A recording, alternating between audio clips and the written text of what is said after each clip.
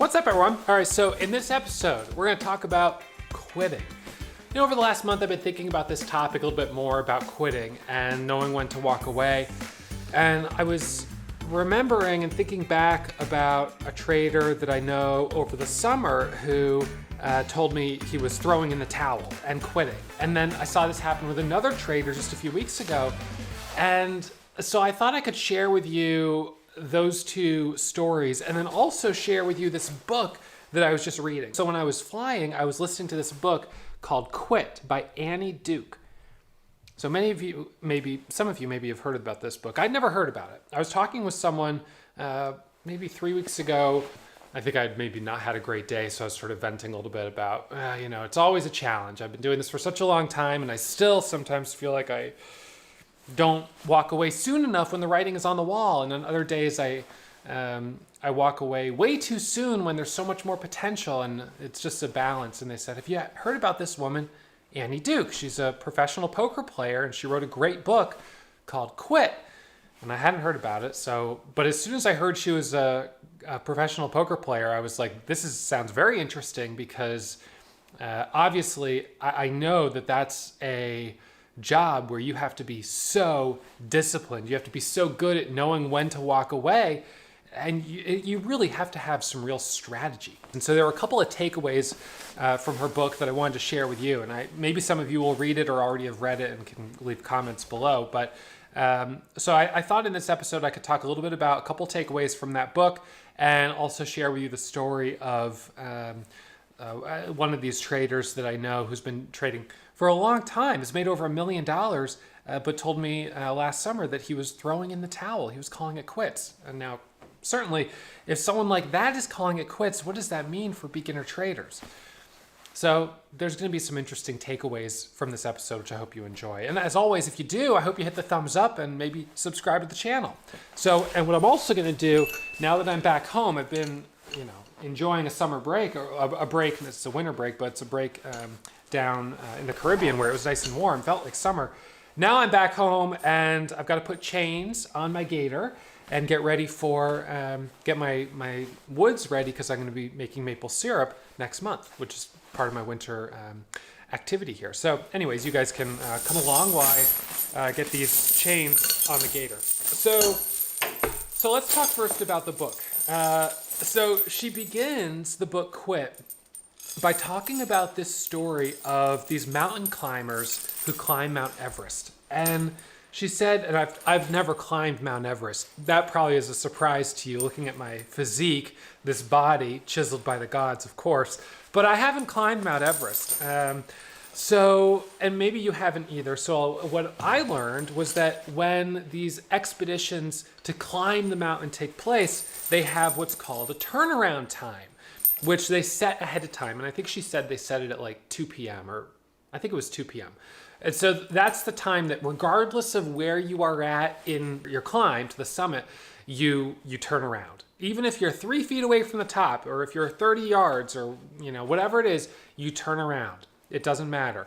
And they build that in ahead of time to accommodate the amount of time it takes to climb back down the mountain. Because in fact, more people have died climbing down Mount Everest than have climbed going up it. Because what happens is they hit the summit and then they didn't leave themselves enough time to get all the way back down. And they get stuck and they die. She sort of elaborates on how important it is to set your sort of parameters ahead of time of when you're going to call it quits. And so I thought about that with a trade, for instance, of knowing ahead of time what your stop is. In fact, someone today said, I have such a hard time selling when something is dipping. And how do you guys know when to stop, when to sell your positions? And someone in the chat room said, ideally, you know what your stop is before you take the trade. And I thought, right, well, of course, that would be ideal, that you know your stop ahead of time. So on the Mount Everest story, she talks about how this one guide, his team survived, and it was another group that decided to keep going, and they didn't make it. And so she talked about this because this particular guide was really good at following this, predetermined kill criteria. This is our turnaround point. This is our mission. We're going to go. But regardless of what happens at this time, we turn around. But as the story goes, I don't know if it was a year later or 2 years later or a couple years later, he went on another expedition and he did not follow the turnaround time. And this is someone that had been so good, had been so disciplined for so long, but in this moment fell victim to saying, I want to make it to the top. And then he didn't, and he didn't survive. So one of the things that that story sort of touched on is how difficult it can be to make the decision in the heat of the moment, which is why it's so important to lay out your stop levels ahead of time, both on an individual trade, on an individual day, but even as your career at large, that you say, this is a point where I say, it's no longer working for me. One of the things that she talks about is how there are so many negative associations with quitting. You're a failure, you're a loser, you're a quitter. Whereas with the flip side, people who have that stick-to-itiveness, that perseverance, that strength, never quit, never give up, keep following your dreams, those are all associated with, positive attributes. And yet, is it not foolish to keep persevering in the face of what is so obvious indicators that you need to stop? But all the red flags were there and you chose not to look at them. So on those days, perseverance and stick-to-itiveness, those can actually, those are not positive attributes in the face of these indicators telling you to stop. And so another thing that I was thinking about with this trader over the summer. So this is a trader that I've known for a long time. He's been trading long before COVID. So he's not someone that just came in, had a really good year in 2021, and then 2022 bear market sets in and he's frustrated. He's been at it for a long time. But in the summer of 2022, he was getting himself really frustrated because we were 6 months, 8 months into a bear market. He was not producing the profit that he had come to expect. He had had some profit from earlier in the year, but by August, or maybe it was July, he had basically given that all back and was flat on the year. And so this one morning, he takes a couple trades. He said he made some money. Some other traders had said they had done well on the day, etc. I had had a decent day.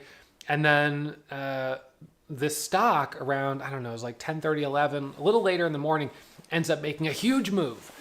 And, it happens. We all see that. We can get frustrated, but, it is what it is. And so then a few minutes later, he's like, well, I think that's it, guys. I think I'm throwing in the towel. I'm done. And I'm like, what happened? And he gave into FOMO, And I think this is one of those situations where he had a short fuse. He felt burnt out. And this was just the final straw that broke the camel's back. He got in too high. It starts going down. And now all of a sudden it's like, this trade either works or I'm done. I've seen this before with traders where they get so emotionally activated and so emotionally invested that almost every trade that they take has the power to wipe them out because they get so stubborn, like, I will not give up. And next thing you know, a trade could blow them out. And so this trader, he took a loss. It wasn't even that big of a loss. And I was kind of like, are you seriously going to throw in the towel over that? But he had pre-established this kill criteria for himself that if he went to red on the year, that he was going to throw in the towel and just be like, it's a break-even year, whatever, rather than have a serious drawdown, which of course other traders will experience.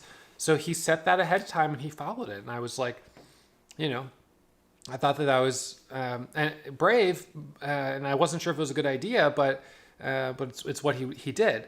And now he's trading again, this year. He's like, it's a new year. Last year was what it was, and now, he's kind of back in the saddle. So for him, it was not really quitting, maybe more of just taking a break.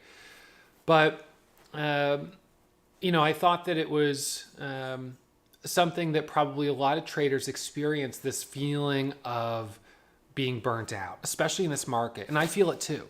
I honestly, this market has me so defeated that I've just like kind of like settled into just hitting really small trades. And I'm like, you know what? Even if I only hit $700 or $1,000 today, I'm just gonna take it. It's frustrating that that's all I'm getting, but I feel like I'm like in a total state of submission. Like the market has me like, on my back, and I'm just like, eh. Whereas other traders are still putting up the fight, and they're still going with big size, and they're incurring big losses when the market's not working. And in this market, it might actually be better to sort of surrender to just the choppiness that it is, because this is a temporary state. It's not going to be like this forever. The market's always changing. Going back to the book, she had another section where she talked about taxi drivers in New York City. And this I thought was really fascinating. So she says that she's talking about the old, the medallion taxi drivers, who get their, the way that, I don't know, for people that aren't familiar, in New York City, the person that owns the taxi owns a license to that taxi, and that taxi can run 24 hours a day. And so they basically rent out the taxi to taxi cab drivers who pay the owner of that car a fee to drive it for 12 hours. And so there was she's in the book, she's talking about some kind of research that was done on these taxi drivers, and how they had this tendency, which is kind of interesting. Like, so when a taxi driver pays for their 12 hours, what you would think they would do is, on days where it's really hot, they would work longer and make more money. And on days when it's cold or it's bad weather or things they're not getting a lot of fares, they would work less. But in fact, they do the opposite. And so what they seem to do is they have a set amount of money that they want to make each day. And that covers the cost of the 12 hours to drive, plus a little bit of profit. And so on a day when it's really cold and nothing's happening, they just grind and burn out on a really long 12-hour shift. And then on a day when it's really hot and they make that money quick, they'll work only part of the shift and they're done. And so what they speculated in the study that she was referencing was that if they actually worked longer when it was hot and worked less on the days when it was cold, even if they didn't meet their daily goal, they would actually in the long run make a lot more money. And I thought about that as it pertains to trading, that knowing when to throw in the towel. And I thought about how, yes, there are days where I'm red on 3 out of 4 or 4 out of 5 stocks that I've traded, and clearly the writing is on the wall that this is not a hot market and I should throw in the towel. And sometimes I can respect that and I'll follow that rule. And other times I just keep trading. Why? Because I get stubborn, because I'm thinking about a daily goal, because I went red and I'm trying to recoup those losses. And then on other days where it feels like it's, flowing and I get a couple of really great trades and I'm up to my daily goal at 9:30, I just kind of am like, hey, I hit my daily goal. And the only way to not give that back is to stop trading right here. And yet, on a day when the market is really on my side, I'm leaving so much on the table. And so just hearing that story made me think more and more about how I need to set the intention this year to try to recognize when it's cold as quickly as possible and to stop. And on a day when it's hot, I need to dig deep and try to trade a little longer. And even if that means I have to call, reschedule a meeting that I might have at 11 so I can trade till noon, or, rearrange my schedule. There are so many days last year where I was like, no, I have to stop here at 10:30 because I got to go to this, whatever. I have a meeting at 11, or I have to go, run an errand. And it's like, dude, priorities, like focus on trading. The market's hot. Why are you walking away? Because so many of those days I would look at my phone at 12:30 or 1 and I'd see that stock that was hot in the morning, kept going, and I'd think, oh my God, how much should I leave on the table? By not sticking with it a little longer. So that's something that, I didn't think touched other industries like taxi driving the way it is with trading, but it really it's an interesting psychology that happens there. Going back to trading, I saw just in the last few weeks a couple of traders who said, you know what, I'm so burnt out. I've been sticking with this for about a year. 2022 was just not a good year for me. And when you combine platform fees and market data fees and commissions or this and that, I just feel like the cards are stacked against me right now. And I kind of feel like on that, like I don't disagree that this is not a super favorable market. It's tough right now. But here's the thing that I keep thinking is I have to show up because it could turn around at any time. At any time it could turn around, and if I'm not here to capitalize on it, I'm gonna miss that whole next leg up of momentum. And so I feel like even though the market's not really hot right now, and even though I don't feel like I'm, necessarily hitting the goals that I set for myself, either, probably like a lot of people, I also feel like I have to keep showing up because it's gonna be, I really think this year, they'll probably, like last year, for instance, I had like 4 really good days. And in those 4 days I made, let's see, I was like 50, 60, and then another 50. So it was like 150,000 in 4 days. And I finished last year with 1 million in gross profit and 800,000 in net profit. By the way, my results aren't typical. No guarantee of success whether you trade on your own or learn from me. So manage your risk and practice in a simulator before you put real money on the line. But of that 800,000 net, 150 of it came. So, like 20% of it almost came from 4 days. If I had missed those 4 days, I would have been at 650,000 instead of 800,000, right? So, that's when I start thinking about how important it is to show up every day. But at the same time, how important it is to have those predetermined kill criteria of if I go down more than this dollar amount, I'm done for the day. Or if I'm red on 3 stocks and it's just not happening, I quit early. So I want to show up, I want to be present, but it doesn't mean that I want to step up every day and try to swing hard because I don't want to take that risk. So right now, I'm kind of, I've surrendered to just being in the trenches and just kind of chipping away a couple small trades each day. And if they're winners, that's great. If I catch a couple losers, that's okay too. I'm not swinging for home runs, but I'm showing up every day. And just these last, Wednesday, Thursday, Friday, Monday, Tuesday, Wednesday, these last 6 days for me have basically generated all of my profit for the month. Well, most of it, probably 75% of it, because we've just had like 5-6 really hot days of momentum. And I wasn't expecting them at all. I had already kind of said, like, I don't have high expectations for the month of January, given that we're in a bear market and things are slow. But all of a sudden we had, 2-3 really good days, and that turned into 4, 5, 6. And just like that, those 6 days changed my month dramatically. Now there's 20 trading days in a month, roughly, right? So 1 week has the power to completely change your month, for better or for worse.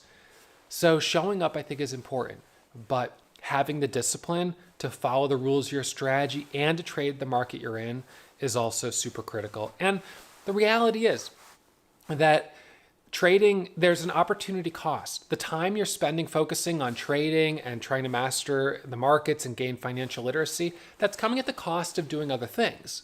So you do have to make a decision at a certain point of, when is trading not covering the ROI in terms of the time that I'm putting in?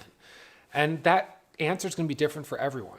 When I got started, in a lot of ways, I had the bar set pretty low because living in Vermont, I really only needed to make a couple $100s a day to feel like I was, making enough to stick with it.